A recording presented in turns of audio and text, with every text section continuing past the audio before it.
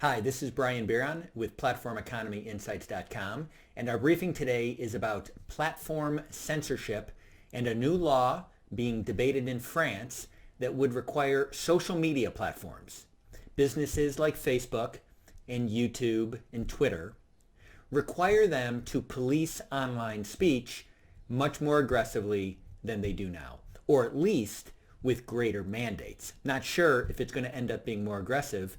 We'll see how it all plays out.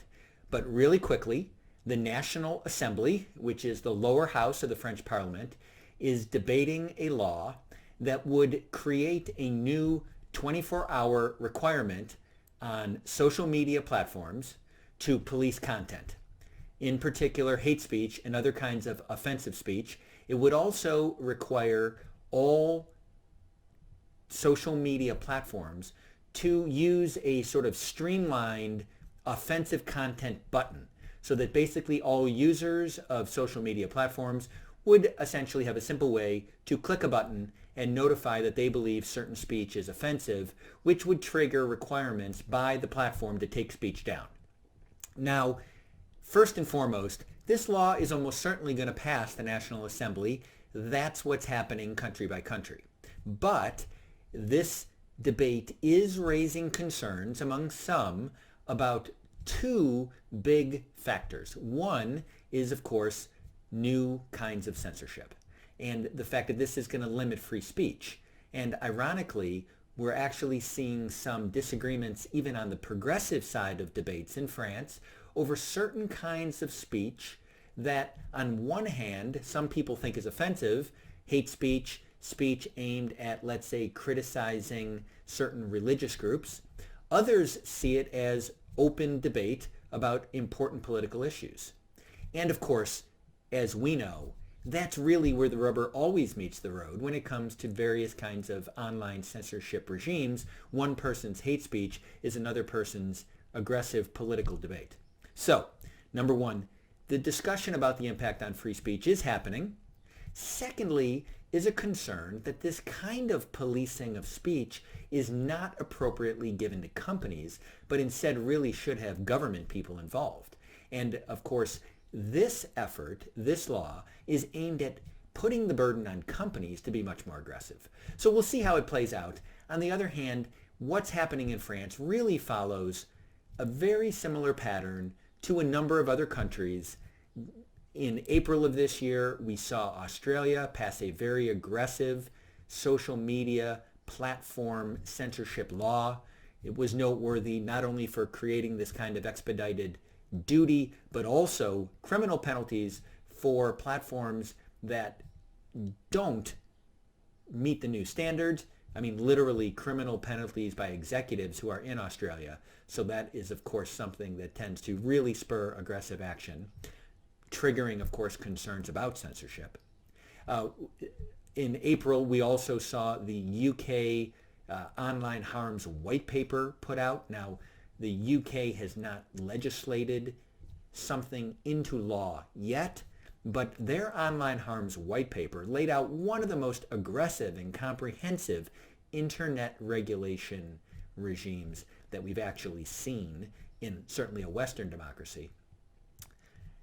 That really raises one of the concerns that we have here at Platform Economy Insights, which is that concerns about the speech moderation efforts of a few dominant communications platforms tends to potentially leak over into regulatory proposals that would impact all internet services. And that's something that was really a landmark of the UK Online Harms White Paper, which, while claiming to be focused on concerns driven in part by competition problems, ends up laying out a set of standards that they would propose for basically all internet services. And then lastly, you can go back all the way to 2017 when Germany passed their 24-hour takedown requirement for illegal speech. Now, that's a relatively concise and definable kind of speech in Germany. So illegal speech needs to be taken down in 24 hours, while offensive speech platforms have up to 7 days to determine what should be taken down. But what we see is a country-by-country march towards more requirements being put on platforms when it comes to speech moderation. And again, one thought is that this is very much a reflection of the dominance that a few communications platforms have in the digital space. Others would think that rather than a competition issue, it really is more of a widespread effort to put more regulation on all internet businesses. We'll see how it plays out. Of course, the similar debate in the U.S. is much more focused on the Communications Decency Act Section 230 debate, which we've seen. Ironically, in some ways, the Section 230, which enables content moderation by platforms in the United States without deep concern over liability. If Section 230 was eliminated or amended, what it might actually do is reduce moderation, because it would open up platforms to liability charges and liability concerns in the case where they were in some ways one-sided, discriminatory, or otherwise not able to defend the moderation activities that they did want to engage in. So, long story short, or moderately short, there's a lot going on content moderation. The front lines of it is in France this week and next in the National Assembly. After that law passes the National Assembly, as is expected, it'll move to the French Senate, which will be looking at the topic over the course of the summer.